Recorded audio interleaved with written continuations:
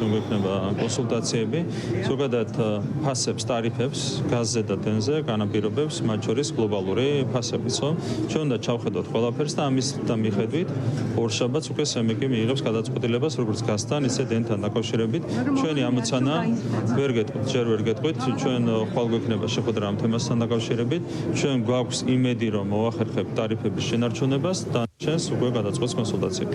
რო გითხრათ მაგალითად ბუნებრივი გაზი, ხო? ზოგადად რო გითხრათ, იყო რისკი ტარიფის გაზრდის, მაგრამ იგივე ამ მიმართულებით, კონკრეტული არასწორი პრაქტიკის აღმოფხრის შედეგად ჩვენ ძალიან მაღალი ალბათობით მოვახერხებთ ტარიფის შენარჩუნებას. ანუ გამომდინარე იქიდან, რომ საერთაშორისო ფასები გაზზე გაიზარდა, ჩვენთან ტარიფის ზრდის რისკი იყო, მაგრამ იმის ხარჯზე, რომ ჩვენ აღმოფხვრით ამ სფეროშიც არასწორი პრაქტიკები სავარაუდოდ შევძლებთ გაზის მიმართულებით ტარიფის შენარჩუნებას. დენთან დაკავშირებითაც მაქსიმალურად ვესწრებით, საერთაშორისო ტარიფები არის გაზდელი, ამ ფონზე ჩვენ შიდა მექანიზმებით შევესწრებით, რომ მაქსიმალურად შევინარჩუნოთ ის ტარიფები, რომლებიც არის როგორც გაზთან მიმართებით, ისე დენთან მიმართებით.